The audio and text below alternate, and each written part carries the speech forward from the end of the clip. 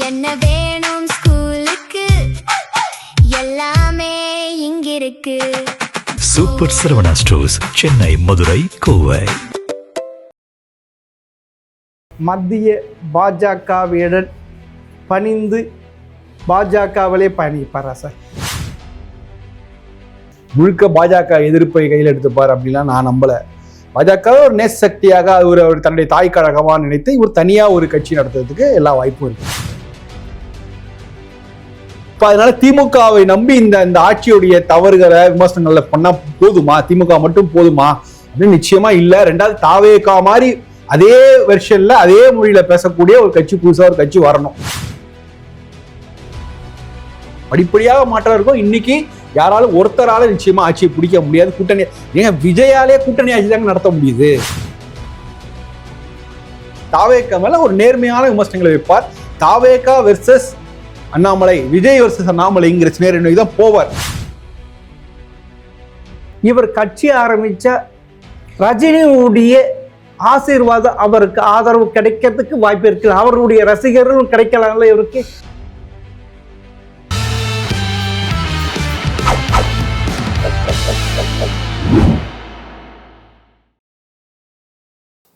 GeM TV நேயர்களுக்கு வணக்கம்.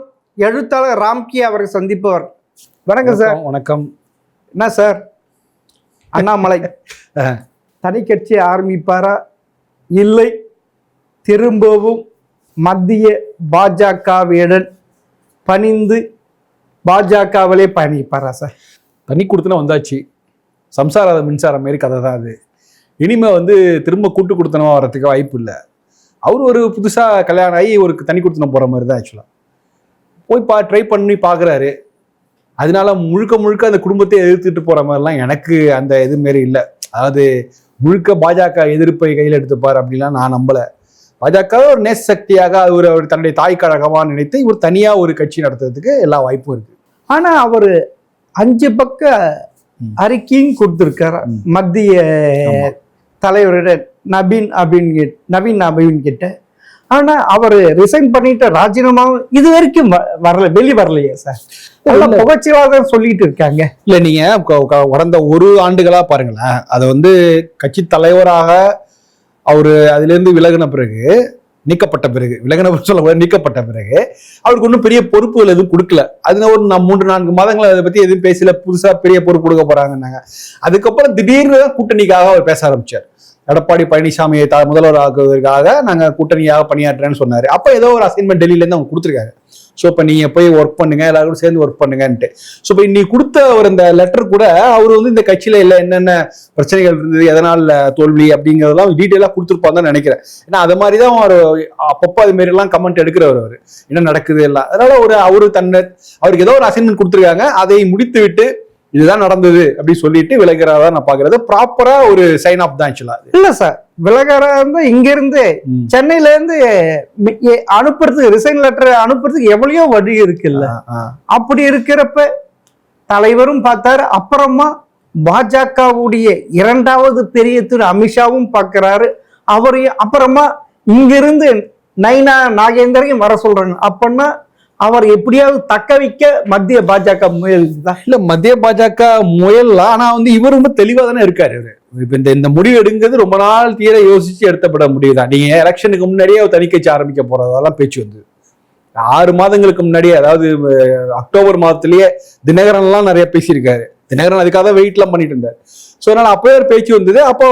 அப்போ டெல்லி தலைமை கேட்டுக்கொண்டதுனாலதான் அப்போ பேசும்போதே சொன்னார், நான் என்னுடைய தலைமை கட்டுப்பட்டு நடந்துக்கிறேன் அப்படிலாம் சொன்னாரு. இன்னைக்கு அவர் முடிவு பண்ணிட்டார் ஒரு தனி கட்சி ஆரம்பி. அதுக்கான இன்னைக்கு சூழல் இருக்கு, இன்னைக்கு அதுக்கான தேவையும் இருக்கு.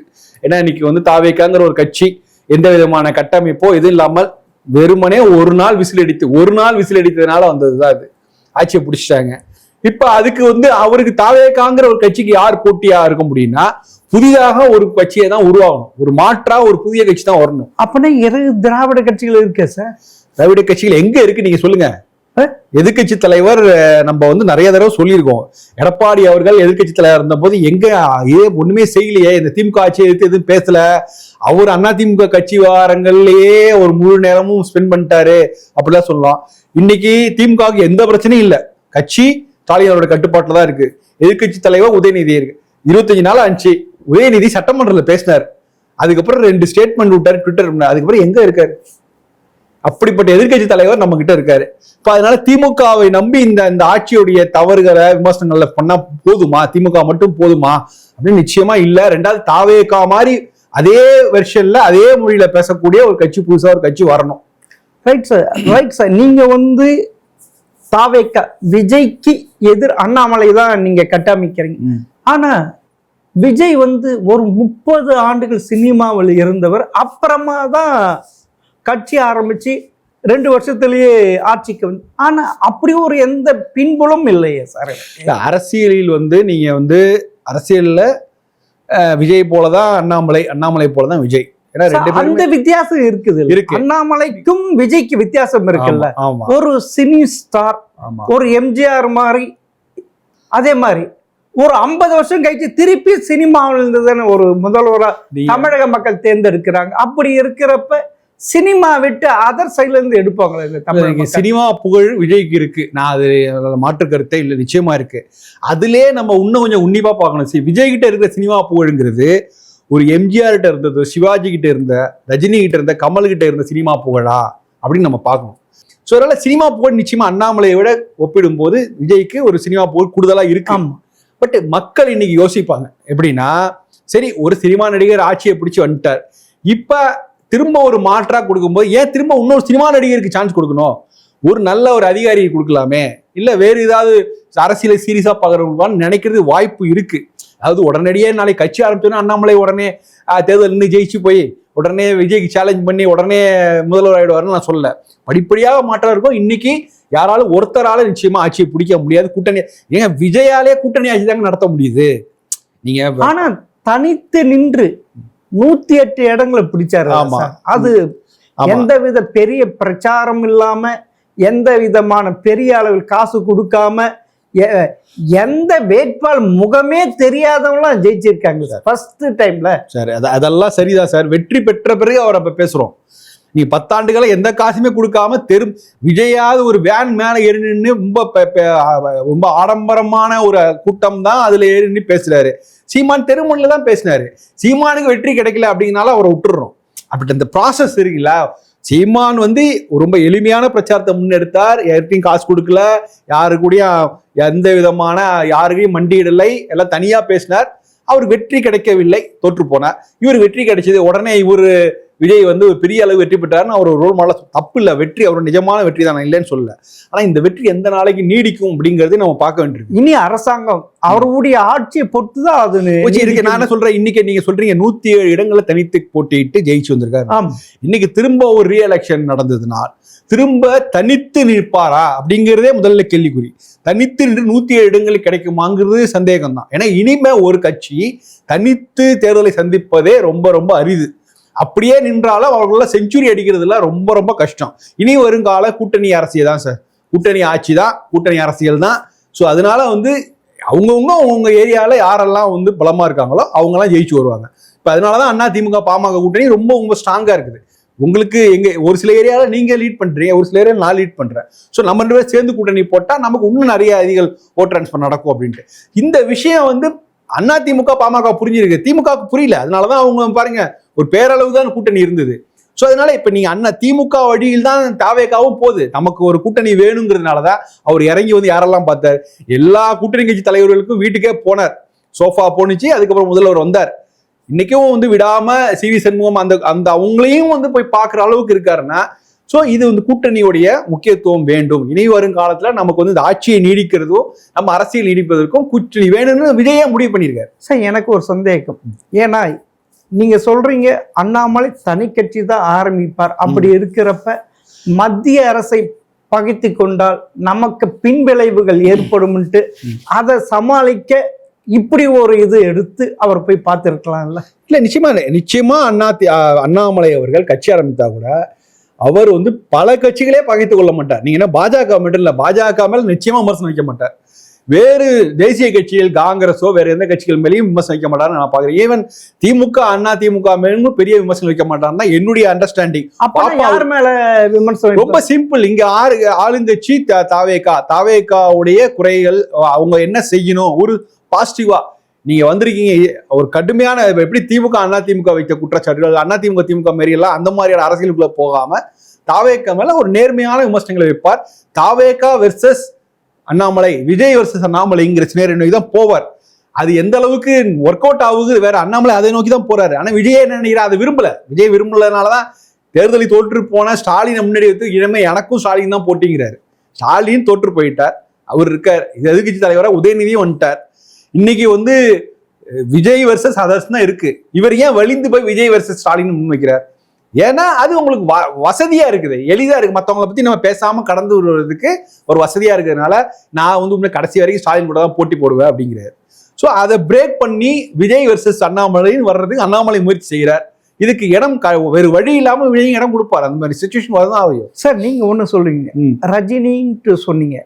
இவர் வந்து ரஜினி ஒரு கட்சி ஆரம்பிச்சு அப்படி கட்சி வெற்றி பெற்ற முதல்வராக திரு அண்ணாமலையும் வருவதற்கு வாய்ப்பு இருக்குன்னு ஒரு இருக்கு. அப்படின்னா இவர் கட்சி ஆரம்பிச்ச ரஜினியுடைய ஆசீர்வாதம் அவருக்கு ஆதரவு கிடைக்கிறதுக்கு வாய்ப்பு இருக்கு. அவருடைய ரசிகர்களும் கிடைக்கலாம்ல இவருக்கு.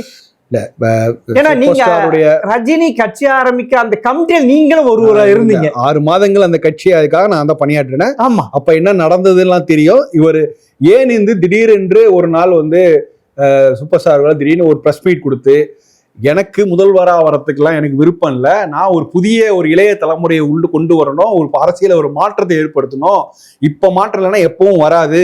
ஸோ நான் வந்து ஒரு கட்சி தலைமையா இருப்பேன், ஆட்சி தலைமையை இளைஞர்கள்ட்ட கொடுப்போம். கட்சி தலைமை வந்து ஆட்சி தலைமை விமர்சனம் பண்றதுதான் கட்சி தலைமையோட வேலை. நமக்கு நிறைய வந்து பதவிகள் தேவையில்லை, கம்மியான பதவிகள் போதும், 5 வருடங்களும் வந்து நீடிக்கக்கூடிய பதவிகளும் தேவையில்லை, எம்எல்ஏஸ் இருக்காங்க, அவங்க தான் மக்களோட பிரதிநிதி. அப்பெல்லாம் பல விஷயங்கள் சொன்னாரு. இன்னைக்கு அதுக்கு ரிவர்ஸா தான் திமுக நடந்துகிட்டது. இன்னைக்கு தாவேக்கா நடந்து. இன்னைக்கு நீங்க பொறுப்பு அமைச்சர் நியமனம் பண்ணியிருக்காங்க சார். பொறுப்பு அமைச்சர் என்ன சார் அது கூடுதலா ஒரு அடிஷனல் போஸ்டிங் கொடுக்குறாங்க.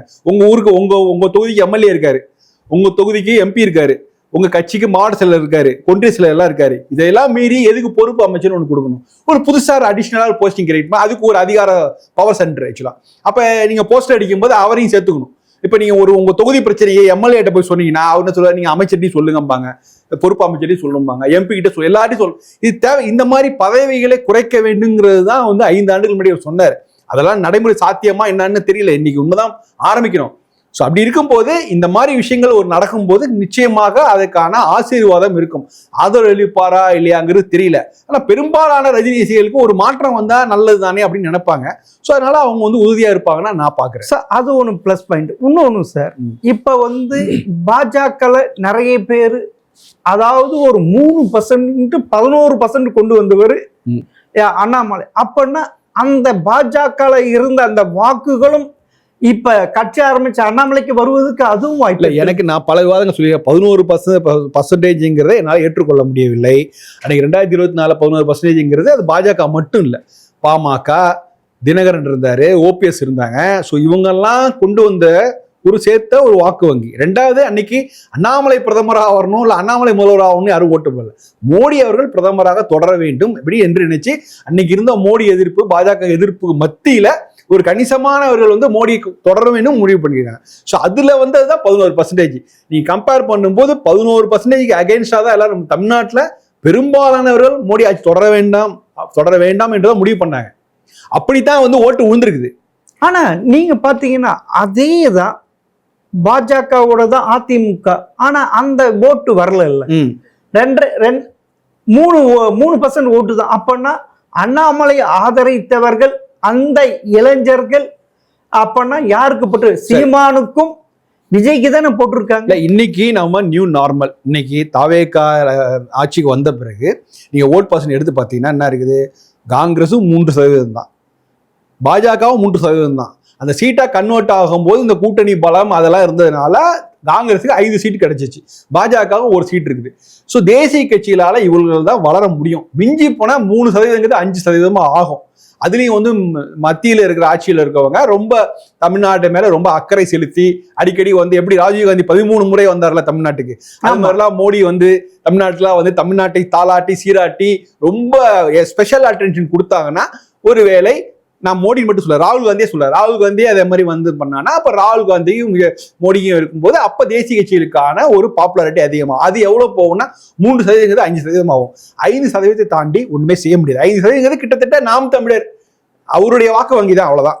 ஸோ இப்ப நீங்க முழுக்க தமிழ்நாடு அரசுங்கிறது மாநில கட்சி சார்ந்த விஷயம் தான் ஆக்சுவலா இங்க.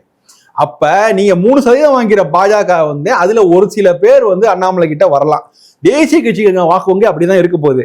இப்ப நீங்க 3% வாக்கு வச்சு எப்படி 35% வாக்கு எடுத்த விஜய் கூட எப்படி போட்டி போட முடியும்? அப்ப அது அண்ணாமலைக்கு முன்ன நான் பாஜக சொல்றது கூட கொஞ்சம் கூச்சமா இருந்துச்சு. அண்ணாமலை வந்த பிறகுதான் நான் பாஜக நிறைய யங்ஸ்டர் வந்து சேர்ந்தாங்களே கட்சி, அதுவும் பார்க்கணும் இல்ல அவரால. அதெல்லாம் வந்து அவருடைய பாஜகங்கிற ஒரு கட்சிக்கு ஒரு ஒரு ஒரு உத்வேகத்தை, ஒரு சுறுசுறுப்பை கொடுத்தாரு. ஆமா. பட் நீங்க அது மட்டுமா, அது பாஜக என்னைக்கு தான் எண்ட் ஆஃப் த டே அது ஒரு தேசிய கட்சி தான். அதுக்கு ஒரு பார்ட்னர் வேணும், அதுக்கு ஒரு கூட்டணி வேண்டும். அதை வந்து தேசிய தலைமை உணர்ந்துகிட்டதுனாலதான் அவங்க அதிமுக கூட கூட்டணி போனாங்க. இப்ப அதே மாதிரி காங்கிரஸோட அப்ரோச்சும் பாஜக அப்ரோச்சும் ஒரு பெரிய விஷயம் இல்லை. நமக்கு வந்து 3 to 5% தான் இருக்கு, நமக்கு ஒரு பார்ட்னர் வேணும்.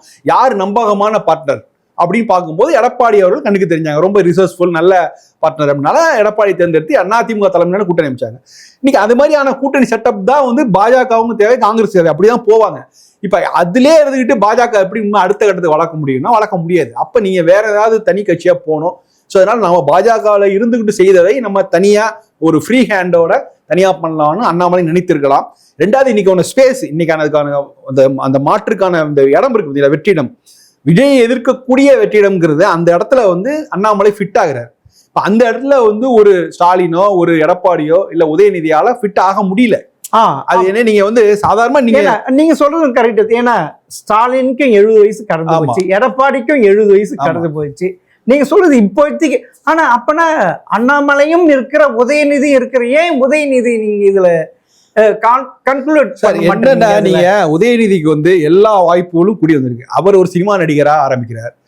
அவர் வந்து அவருடைய குடும்பம் பெரிய குடும்பம், பிரபலமான குடும்பம், அவர்கிட்ட ஒரு கட்சி கட்டமைப்பு இருக்குது. அவருடைய தந்தை வந்து ஒரு கூட்டணி, பெரிய கூட்டணி கட்டமைச்ச ஒரு தமிழக முதல்வர். இவ்வளோ பிளஸ் இருந்தும் அவரால் ஒரு பெரிய அளவுக்கு ஒரு அச்சீவ் பண்ண முடியல. அவர் தொகுதியில அவர் எம்எல்ஏ ஆயிருக்காரு, அவ்வளவுதான். வழிய தமிழ்நாடு முழுக்க பிரச்சாரம் போய் ஒரு பெரிய கட்டமைப்பு கொண்டு வந்திருக்கணும். அவர் வேணா சொல்லட்டும், இல்ல எனக்கு வாய்ப்பு கொடுக்கல, ஒருவேளை இந்த தேர்தலையே நான் வந்து விஜய் வர்சஸ் உதயநிதி கட்டமைச்சிருந்ததுன்னா எனக்கு ஒரு வாய்ப்பு கிடைக்கும்னு அவருடைய ஆதரவுகளை சொன்னா நம்ம நம்பலாம்.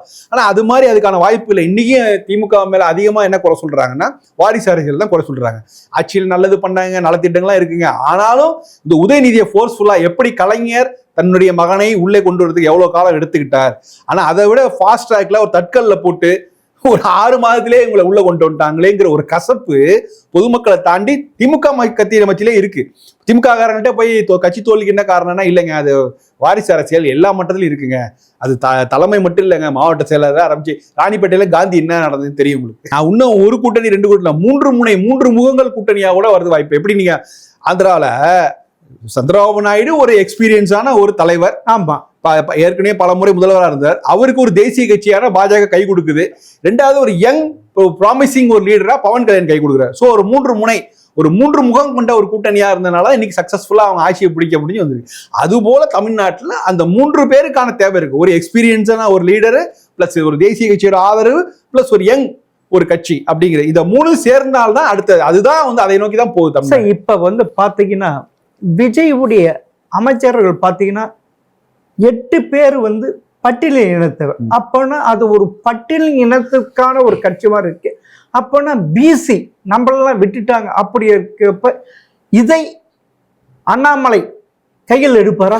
நிச்சயமா எடுக்கிறதுக்கு வாய்ப்பு இருக்கு. நீங்க விஜய் வந்து எப்படி நினைக்கிறாரு, விஜய் ஆதரவாளர் எப்படி நினைக்கிறாங்கலாம் தெரியல. ஆனா அது பெர்செப்ஷன் எப்படி அமைஞ்சிருக்குன்னா, இவர் அதிகமான தலித் மக்களுக்கு அதிகமான இடத்த கொடுத்திருக்காரு, பதவிகளை கொடுத்திருக்காரு. நான் ஆட்சி மட்டும் இல்லை, நீ கட்சியிலே எடுத்து பாருங்க, கட்சியிலேயே அதே பதிவுல இருப்பவங்க எல்லாமே பாத்தீங்கன்னா தலித் மக்கள் சேர்ந்தா. அது ஒரு பக்கமா பாசிட்டிவா பார்த்த காலம்லாம் இருக்குது. தலைஞர்கள் நிறைய வாய்ப்பு கொடுத்தாரு.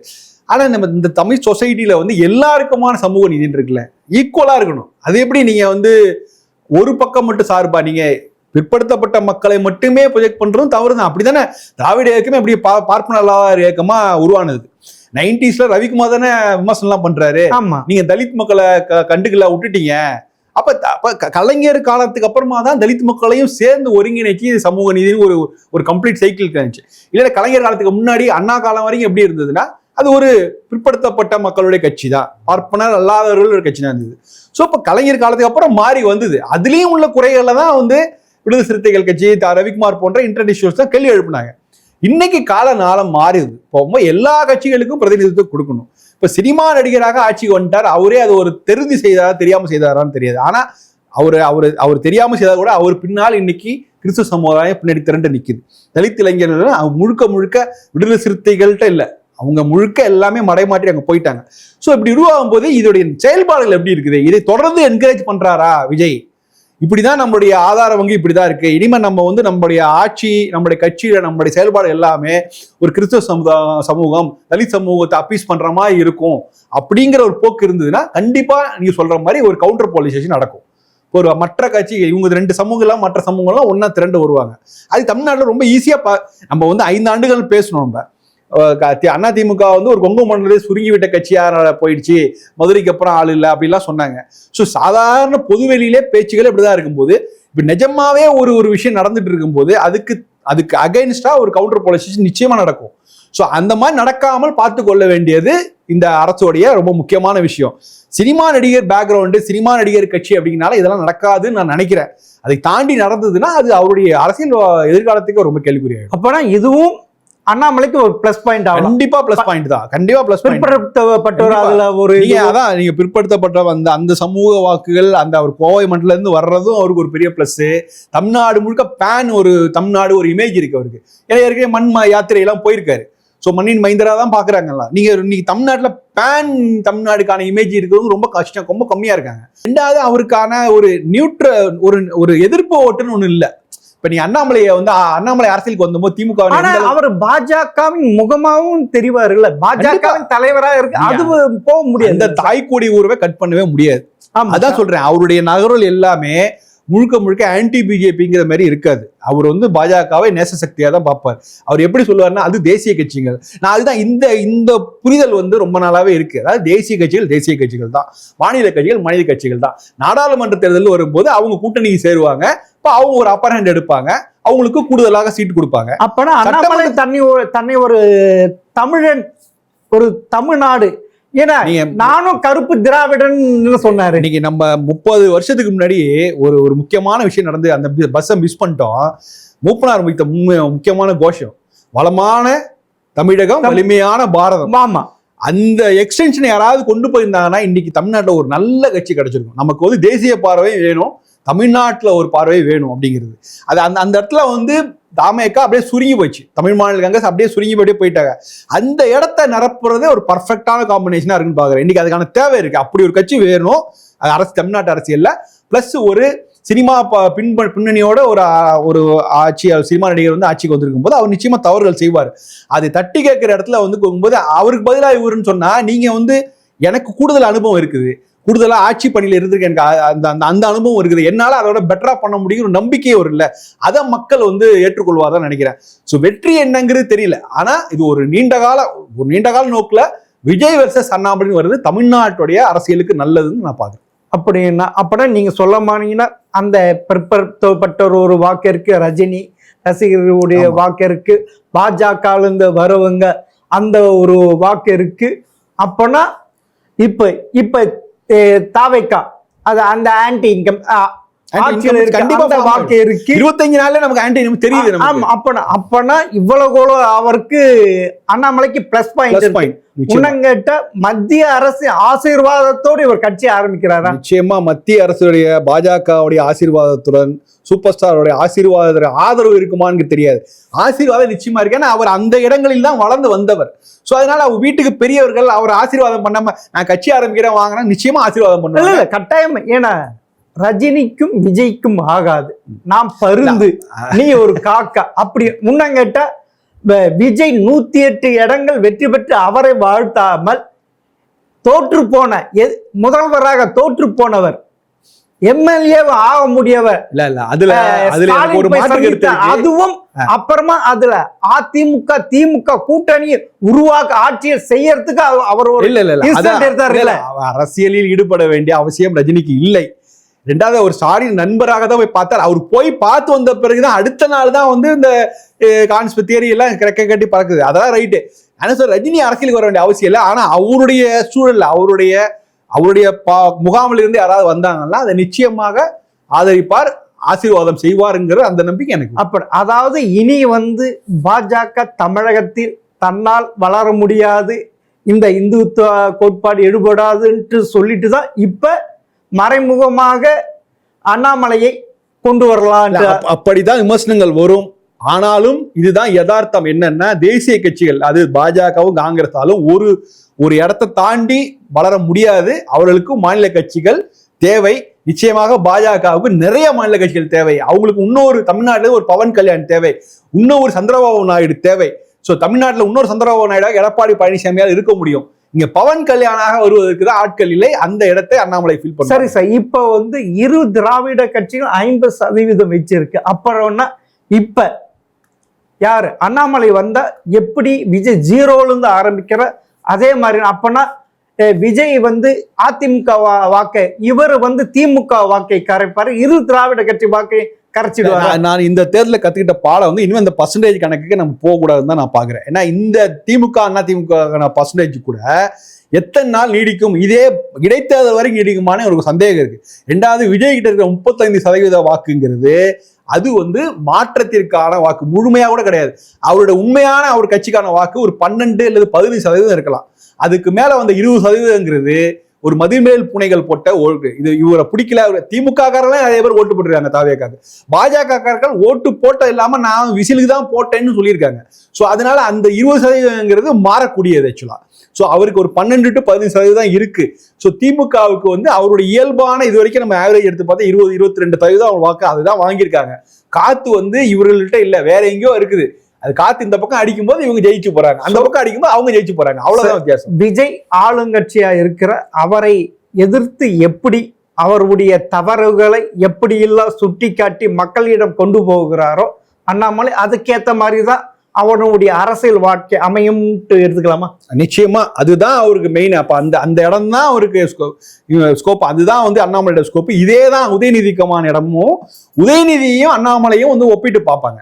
அப்படி பார்க்கும்போது அந்த இடத்துல அண்ணாமலைக்கு ஒரு அடிஷ்னலா ஒரு எட்ஜ் கிடைக்குது ஆக்சுவலா. அப்பனா இனி விஜய் வெர்சஸ் அண்ணாமலை. ஆமா, அவ்வளவுதான் இனி நடக்கும்.